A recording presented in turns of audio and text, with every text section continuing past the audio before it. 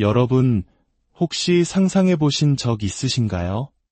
어느 날 갑자기 이 세상 수백만 명의 사람들이 눈 깜짝할 사이에 사라지는 날을요. 어떠한 예고도 없이 순식간에 일어나는 거대한 실종 사건. 그날이 온다면 세상은 이전에는 결코 경험해보지 못했던 극심한 혼란에 휩싸일 것입니다. 오늘날 전 세계에서 벌어지는 일들을 신앙의 눈으로 지켜보는 우리들은 성경이 예언한 바로 그날이 점점 가까워지고 있음을 느낍니다. 오늘 이 귀한 말씀을 듣기 전 잠시 하나님의 은혜를 나누는 일에 동참해 주시겠어요? 좋아요와 구독을 통해 이 채널을 지지해 주시면 더 많은 분들에게 이 복된 소망의 메시지가 퍼져나가는 데 큰 힘이 됩니다. 여러분의 작은 손길 위에 하나님의 크신 축복이 함께하기를 기도합니다. 성경은 우리에게 다가올 그날에 대해 분명히 이야기합니다. 수많은 사람들이 한순간에 이 세상에서 하늘로 옮겨지는 사건, 우리는 이것을 성경적인 용어로 휴거라고 부릅니다. 이 심오한 주제를 본격적으로 탐구하기 전에 많은 분들이 가질 법한 한 가지 중요한 질문에 대해 먼저 짚고 넘어가고 싶습니다. 이것은 어느 날 한 어린 소녀가 어머니에게 던졌던 아주 통찰력 있는 질문이기도 합니다. 엄마, 목사님은 예수님의 재림이 가깝다는 여러 가지 징조들에 대해 계속 말씀하시잖아요. 그런데 바로 다음 순간에는 예수님께서 우리를 데리러 오시기 전까지는 아무 일도 일어날 필요가 없다고 하세요. 저는 이해가 잘 안 돼요. 징조가 있다는 건가요? 없다는 건가요? 정말 예리한 질문이지요. 이 질문은 휴거와 재림에 대한 많은 사람들의 혼란을 정확히 짚어냅니다. 이 질문에 답하기 위해 우리 머릿속에 하나의 시간표를 그려보겠습니다. 이 시간표의 첫 번째 중요한 지점은 바로 예수 그리스도의 초림, 즉 2000년 전 이 땅에 오신 사건입니다. 그리고 그 이후부터 지금까지 우리가 살고 있는 이 시대를 교회 시대라고 부릅니다. 예수님의 첫 번째 오심과 두 번째 오심 사이의 기간이죠. 자, 그렇다면 이 교회 시대가 끝난 직후에 일어날 모든 것을 영원히 바꾸어 놓을 사건은 무엇일까요? 바로 휴거입니다. 휴거 때 예수님께서는 하늘로부터 임하시지만 이 땅에 발을 딛지는 않으십니다. 성경은 우리가 공중으로 끌어올려져 주님을 만나고 그분과 함께 하늘로 돌아가게 될 것이라고 말씀합니다. 휴거 사건 이후 이 땅에는 7년이라는 시간 동안 극심한 고난의 시기, 즉 7년 대환난이 시작됩니다. 그리고 이 7년 대환난이 끝나는 시점에 비로소 예수 그리스도의 재림이 이루어집니다. 바로 이 지점에서 많은 분들이 혼동을 겪습니다. 휴거와 재림은 결코 같은 사건이 아닙니다. 휴거는 예수님께서 자신의 백성, 즉 성도들을 하늘로 데려가시기 위해 공중에 오시는 사건입니다. 그 후 이 땅에는 환난이 시작되고 7년이 지난 뒤 재림 때에는 예수님께서 모든 성도들과 천사들과 함께 이 땅에 직접 내려오셔서 당신의 왕국을 세우십니다. 이제 아까 그 어린 소녀의 질문에 대한 답이 명확해집니다.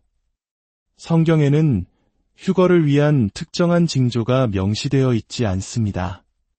휴거는 언제든지 오늘 당장이라도 일어날 수 있는 임박한 사건입니다.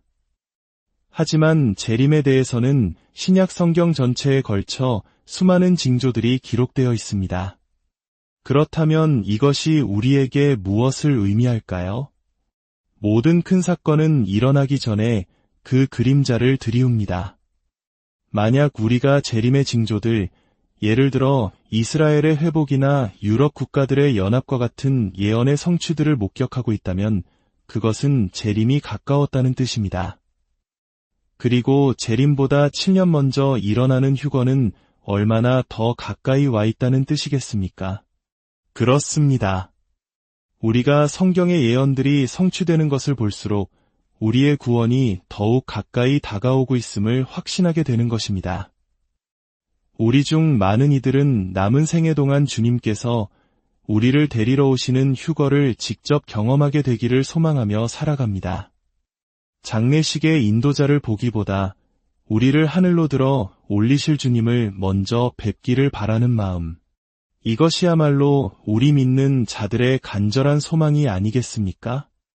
요한계시록에 따르면 예수님께서 재림하실 때에는 모든 사람의 눈이 그분을 볼 것이라고 합니다.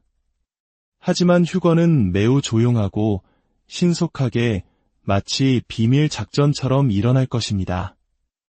이 사건은 요한복음 14장에서 예수님께서 친히 하신 약속의 성취입니다. 예수님께서 제자들을 떠나시기 전 그들의 마음은 근심으로 가득했습니다.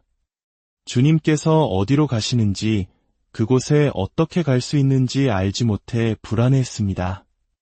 그때 예수님께서는 이렇게 말씀하셨습니다. 너희는 마음에 근심하지 말라. 하나님을 믿으니 또 나를 믿으라. 내 아버지 집에 거할 곳이 많도다. 그렇지 않으면 너희에게 일렀으리라. 내가 너희를 위하여 거처를 예비하러 가노니 가서 너희를 위하여 거처를 예비하면 내가 다시 와서 너희를 내게로 영접하여 나 있는 곳에 너희도 있게 하리라. 휴거는 바로 이 약속, 주 예수 그리스도의 약속이 이루어지는 순간입니다. 주님께서는 하늘로 가셔서 우리를 위한 처소를 예비하고 계십니다. 그리고 머지않아 다시 오셔서 우리를 공중으로 불러 올리시고 당신이 예비하신 바로 그곳으로 우리를 데려가실 것입니다. 생각해 보십시오. 하나님께서 이 세상을 단 6일 만에 창조하셨습니다. 그런데 우리를 위한 하늘의 처소는 지난 2000년 동안 준비해 오셨습니다. 과연 그곳이 얼마나 영광스럽고 아름다운 곳일지 상상이 되십니까? 우리가 평생 보아왔던 그 어떤 것과도 비교할 수 없는 놀라운 곳일 겁니다. 이 땅에 대환난이 닥치기 전에 주 예수 그리스도께서 다시 오셔서 우리를 구원해 주실 것이라는 믿음. 이것이 바로 성도들의 복된 소망입니다. 이 진리를 가장 명확하게 가르쳐주는 성경 본문은 데살로니가전서 4장에 나옵니다. 사도 바울은 이 편지에서 미래에 일어날 일들에 대해 무지했던 데살로니가 교회 성도들의 눈을 열어주려 합니다. 그는 13절에서 이렇게 시작합니다. 형제들아, 자는 자들에 관하여는 너희가 알지 못함을 우리가 원하지 아니하노니.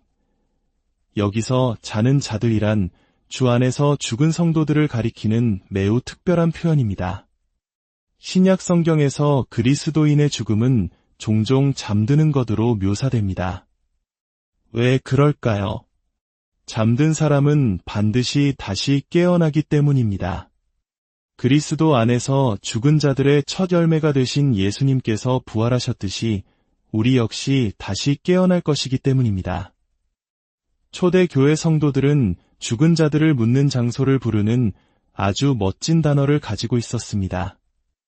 헬라어로 코이메테리온인데 그 뜻은 나그네를 위한 휴식처 또는 잠자는 장소입니다. 놀랍게도 우리가 오늘날 사용하는 묘지를 뜻하는 영어 단어 세머테리가 바로 이 단어에서 유래했습니다. 더 흥미로운 사실은 당시 이 단어가 오늘날의 호텔이나 여관을 가리키는 데에도 사용되었다는 것입니다. 우리가 호텔에서 하룻밤을 묵을 때 다음날 아침에 일어나 여정을 계속할 것을 기대하는 것처럼 사랑하는 믿음의 가족을 묘지에 묻는 것은 그들을 마지막으로 떠나보내는 것이 아닙니다. 그들의 몸이 부활의 그날까지 잠시 호텔에 머물고 있는 것입니다. 얼마나 놀라운 생각입니까? 이제 데살로니가전서의 말씀으로 돌아가 봅시다. 주님께서 다시 오실 때 3가지 놀라운 소리가 울려 퍼질 것입니다. 우리는 이 소리에 귀를 기울여야 합니다. 주께서 호령과 천사장의 소리와 하나님의 나팔 소리로 친히 하늘로부터 강림하시리니 어느 날 우리가 평범한 일상을 살아가고 있을 때 이 소리가 들릴 것입니다. 이전에는 결코 들어본 적 없는 천사장의 목소리와도 같고 하나님의 나팔과도 같은 그 소리. 약속하건대 그 소리를 들으면 당신은 즉시 알게 될 것입니다. 주님의 강림과 함께 두 번째로 부활이 일어납니다. 그리스도 안에서 죽은 자들이 먼저 일어나고 눈 깜짝할 사이에 주님께서는 모든 믿는 자들을 당신의 영광에 참여하도록 부르실 것입니다.